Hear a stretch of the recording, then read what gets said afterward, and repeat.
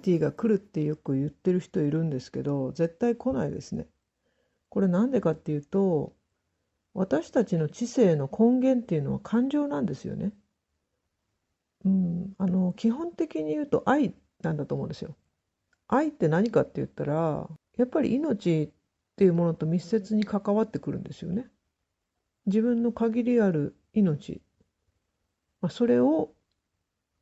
つないでいくために必要なものが愛ですよね。命をつないでいくために必要だから私たちは喜んだり悲しんだり怒ったりするんですよ。喜怒哀楽っていう感情ね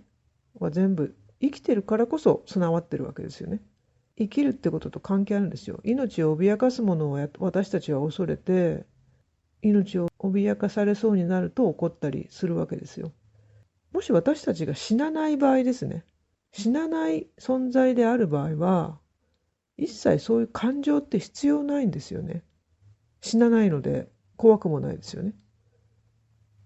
で、死がなければ生きる喜びもないんで、多分楽しくもないんですよ。死なないっていう場合は。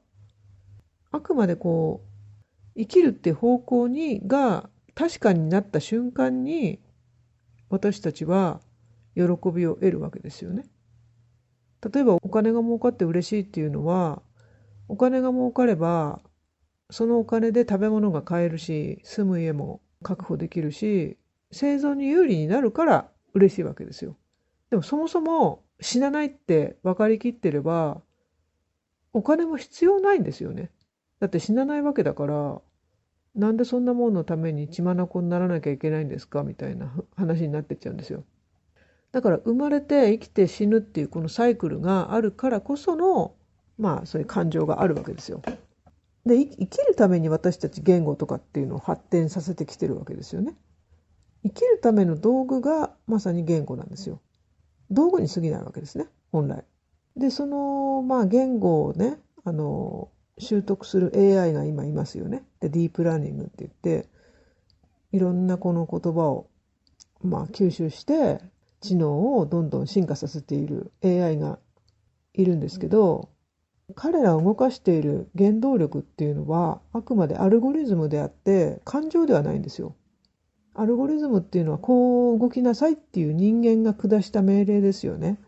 私たち人間は感情が先立っていて、その上に後付けで言語っていう複雑なコミュニケーションツールを発展させてきたっていう順番なんですよね。で、逆はありえないんですよ。言語をいくら習得したところで後付けで感情を獲得するっていうのはありえないですね。それは。なんでありえないって言えるかっていうと、柱のない巨大建築物を作って後で柱を入れることができるかどうかを考えていただきたいんですよ。絶対無理なんですよ、そういうことは。やっぱり順序があって、最初にしっかりとした基礎とか柱がある。その柱に沿って巨大な建造物を構築してきますよね。それは言語とか人間知能に対しても全く同じことなんですよね。まず最初にあるのは感情なんです。喜怒哀楽の。で、赤ちゃんも感情を持ってるんですよ。胎児、お腹の中の胎児をある程度いった周数の胎児をね、中絶しようとして、そういう中絶の器具を子宮の中に入れると逃げ回るんですよね。これはなんで逃げ回るんでしょうね。怖いんですよ。胎児も恐れるわけですよ。なんか自分の身に危険が迫ってるなって思って、自分は殺されるかもしれない、死ぬかもしれないって思うんです。だから逃げるんですよ。これ生理的に反射で別に恐怖心はないって言ってる人いるんだけど、絶対違います。100% 怖がってます。それはもう確信を持って言えます、私は。なので、もう、どんなに小さい、要するに生まれる前から感情って持ってるんです。赤ちゃんと接したことある人だったら知ってると思うんですけど、あやすと笑うし、お腹が空けばもう絶望的な気分になって泣くし、すべての感情も赤ちゃんってフルセット持ってますよね。全部持って生まれてくるんですよ。その後で言語っていうのをちょっとずつ学んでいって、言語でもともとある感情を表現できるようになってくるっていう、それだけなんですよ。最初にあるのは感情なんですよね。言語っていうのはその後付けの要するに幹がありますよね。感情って幹がある中で、そこについたちっちゃな葉っぱが言語になるわけですね。だから葉っぱをどれだけたくさん作ったところで、後で幹を成り立たせるっていうのは無理なんですね、これは絶対に。それはもう皆さん直感でわかると思うんですよ。無理だってこと。っていうのは葉っぱが適当にぐにょぐにょぐにょぐにょたくさんできちゃった後に、それを配置を変えられますか？無理ですよね。やっぱり幹が最初にあって、その幹に沿った枝しか意味がないわけですよ。なのでシンギュラリティっていうものをね、何を指して言うのか分かりませんけれども、シンギュラリティがくるくるくるくる言ってる人がすごく多いのがもう滑稽で仕方がないんですけれど、感情をコンピューターが学習することは不可能です。もともと持ってるか持ってないか、それだけなんですよ。葉っぱが1億1兆ってね、すごい質量になったからといって幹を後でその AI が発見するのは無理ですね。幹のようなものの葉っぱを作るだけです。でもそれは幹にはなり得ないんですよ。あくまで葉っぱが集まったもの。要するにもう骨のない生き物みたいな。ある意味知能と呼ぶことはできるのかもしれないですけど、我々人間が持っている意味での知能ではないんですよね。生物の側が持っている知能。鳥だって魚だって全部知能持ってますよ。鳥とか魚とか言語を話さない動物も知能を持ってるんですよ。植物も知能を持ってます。あとバクテリアとか、ウイルスとか、そういうものにも知能って宿ってるわけです。感情を持ってるんですよ。全部ね、生きてるものって。でその感情にアクセスしないので、要するに言語でしかないんで、なんでそんなに言語を過大視するのかなって話なんですね。もう言語は言語でしかない、道具でしかないです。AI は道具にはなりますよ。人間にとっては強力な道具に絶対なるんですけれども、それ以上の存在にはなれないです。シンギュラリティなんてものは来ないし、人間を上回る、コンピューターが人間を上回ってくる、もう自律的に動いて人間を超えるっていうのはないんですよ。非生命はどこまで行っても非生命なんで、なんでそれを理解しないのかなって。でシンギュラリティがあるって言ってる人たちに共通している考えというか思想は、やはり傲慢さだと思うんですね。人間が喋ってる言語っていうものにあまりにも重い価値を置きすぎているってことです。要するに我々は特別に頭がいいんだっていう思い込みですよね。これは傲慢さって言っていいと思うんですよ。全然そんなことないんですよ。むしろバカになっちゃったんですよ、言語。真逆で、むしろ言語っていうものを発明してそちらに偏っていっちゃったばっかりに、人間はバカになっちゃったっていう方が正しいんですよね。聖書の知恵の実っていうのを食べたエピソードを思い出してほしいんですけどね。旧約聖書の最初の方に書いてある。知恵の実っていうのはまさに言語とか文明のことかな言ってもいいと思うんですけど、文明を手に入れてしまった、言語を手に入れてしまったことで、本来入れたはずのエデンの園を追放されちゃったわけですよね。住めなくなっちゃったんですよね。でも人間以外の動物たちはみんなまだエデンに住んでるんですよ。家畜とかちょっと違うかもしれないですけどね。本当に自然だけで生きている鳥類だとか魚類だとか、昆虫とか、そういった存在はまだエデンに生きてますね。決別してしまったわけですよね。その自然からある意味。もう文明なしでは人間は生きられない存在になっているので、そういう野生の生き物たちとは一線を画してしまったんですけど、でも言語がもたらしたそういうややこしさですね。あと難しい言語を操れれば頭がいいっていう錯覚を持ってる人が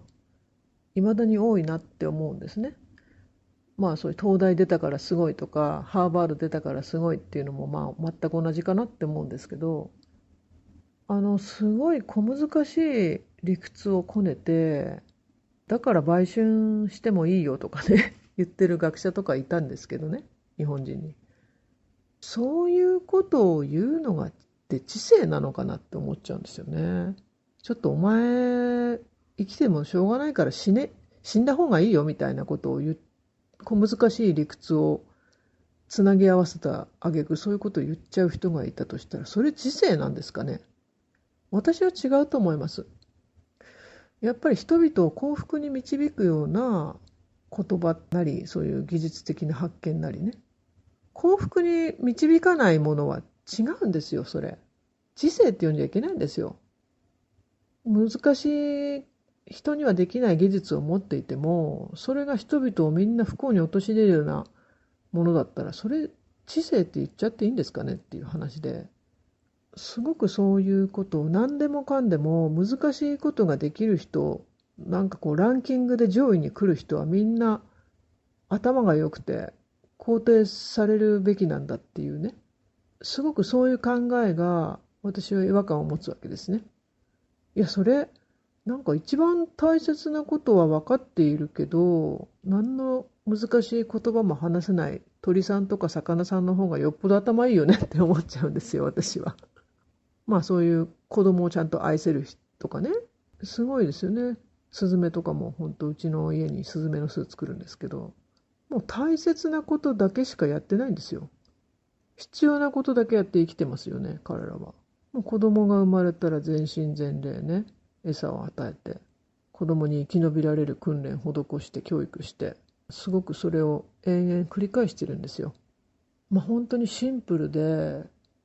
でも本当に無駄がなくて、でも一番重要なことやってて、結局これ一番頭いいじゃんって思うんですよね。人間が今やってることって、ものすごく遠回りしてぐちゃぐちゃぐちゃぐちゃぐちゃぐちゃいろんな道行ってんだけど、結局一番大事なことは何もやってないみたいな感じになっちゃってるんですよね。文明のあり方もそうですよね。だから AI なんかまさにそうで、ぐちゃぐちゃぐちゃぐちゃもうほんとややこしいことをすごくこねくり回してんだけど、結局一番シンプルで一番重要なことはたどり着かないねみたいな。それって結局バカじゃんって話になってきちゃうんですよ。賢くないんですよ、やっぱり。それだけ知識持ってて、それだけ知ってるのに、こんなこともできないのみたいな話になるじゃないですか。なんでそういうのを賢いとかすごいとかって言っちゃうのかなって思って、すごく不思議に思うんですよね。だから何を知能と呼ぶのか、何を高度な知能と呼ぶのかっていう問題なんですけど、最終的にはね。結局やっぱりそういう複雑なことが理解できる自分はすごいって言いたいだけなのかなって、そういうシンギュラリティがどうたら言ってる騒いでる人たちっていうのは、自分はやっぱりそういう側の人間で自分の価値は高いと。だから結局自分と同じ側にいる AI もすごいんだみたいな、そういうふうに聞こえちゃうんですよ。でもそれは断じて違うって私は言いたいですね。賢くないです。結局本質にたどり着かない葉っぱを何億枚何兆枚って集めてる人がいたって、あなた幹ないじゃんって一言で終わりですよ。あなた根っこもないし幹もないじゃない。一番大切なもの持ってないじゃない。ゴミを集めてるだけじゃないって。それだけですよね。だからシンギュラリティとか言ってる人はある意味本当に知的な人なのかどうかっていうのが結構あぶり出されるんじゃないのかなって私は思ってます。